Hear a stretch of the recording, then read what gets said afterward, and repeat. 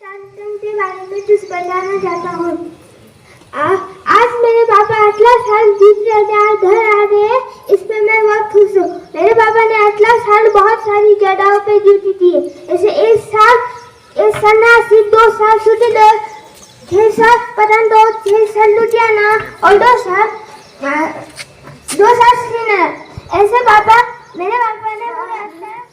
मेरे पापा बहुत समय में फौजी लोग अपने परिवार से बहुत समय के लिए दूर रहते हैं और इतना बोलते हैं मेरी भाषा असमर्थ जान है, इसकी रक्षा करना मेरी शान है। मेरा नाम सूरज सिंह काकरवाल।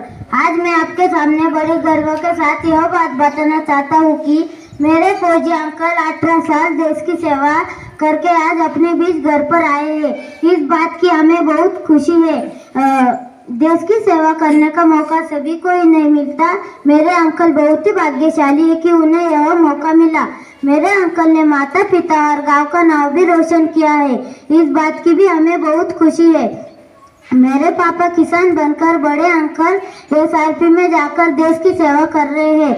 मैं भी बड़ा होकर देश की सेवा करना चाहता हूँ। इस खुशी में आप सब भोजन करके जाइए। सबसे पहले आप सभी का इस कार्यक्रम में स्वागत करता हूँ।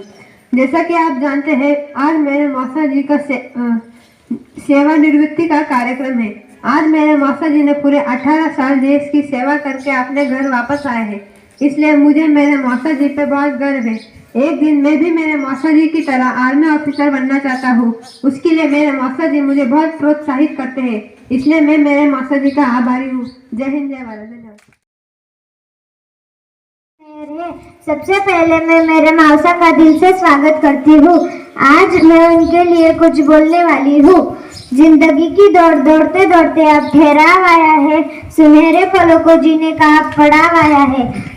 शुभकामनाओं की भेंट लाया है, खुशियां बिखेरता ये पल आया है। सैनिक राष्ट्र के असली नायक होते हैं, क्योंकि वो पूरे देश को अपना परिवार समझते हैं। दिन रात मेहनत करके हमें दुश्मनों से रक्षा करती है, हमारा दुश्मनों से रक्षा करते हैं। और ऐसे ही सैनिक मेरे मौसा है। इस बात पे मुझे बहुत गर्व है। मैं उनका बहुत आदर करती हूँ और मैं उनसे बहुत कुछ सीखा है। आखिर में बस इतना ही कहना चाहूंगी, रुकावट आती है सफलता की राह में, ये कौन नहीं जानता। रुकावट आती है सफलता की राह में, ये कौन नहीं जानता। फिर भी मंजिल पा लेता है, वो कभी हार नहीं मानता। Thank you. जो आप सभी लोगों ने अपना कीमती समय निकाल के यहाँ कार्यक्रम को आए। मैं 2005 में सितंबर में आर्मी ज्वाइन किया था और 1 साल की ट्रेनिंग लेने के बाद नासिक में ट्रेनिंग हुआ था। 1 साल की ट्रेनिंग लेने के बाद मेरी फर्स्ट पोस्टिंग राजस्थान में हुई थी, सूरतगढ़ में। सूरतगढ़ में आने के बाद मैंने लगभग कई ऑपरेशन में वहाँ पे हिस्सा लिया, कोर एक्सरसाइज में हिस्सा लिया और महाजन, जैसलमेर इन इलाकों में भी ड्यूटी किया। 3 साल ड्यूटी करने के बाद वहाँ से मेरी पोस्टिंग हो गई पठानकोट। और पठानकोट में भी जहाँ पे कठुआ सांबा सेक्टर में जिस टाइम आतंकवादी का अटैक हुआ था, मैं उस समय वही था और वहाँ पर भी कई सारी ऑपरेशन टास्क में हिस्सा लिया।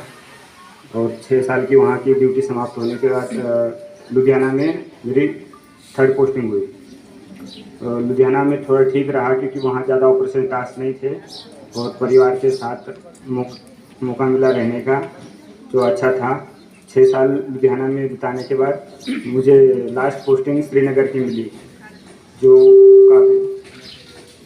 काफ़ी खतरनाक जगह है, जहाँ श्रीनगर एयरपोर्ट का प्रोटेक्शन के लिए हमें वहाँ पे डिप्लॉय किया गया था।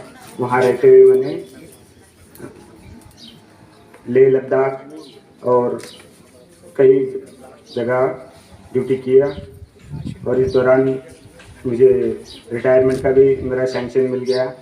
तो आज मैं आप सभी के सामने हूँ।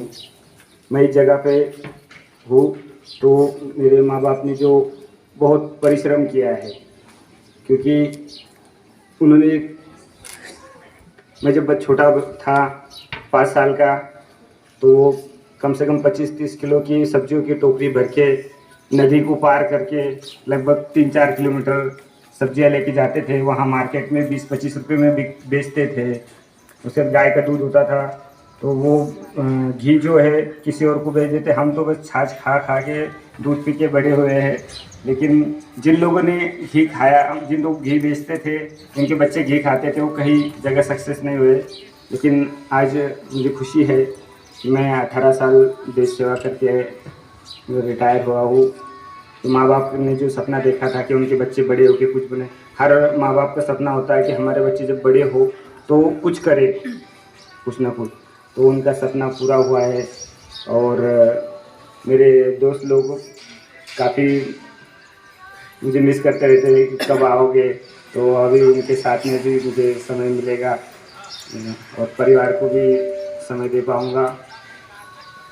बातें बहुत ज़्यादा है बोलने जैसी, लेकिन बस इतना ही बोलूँगा। धन्यवाद।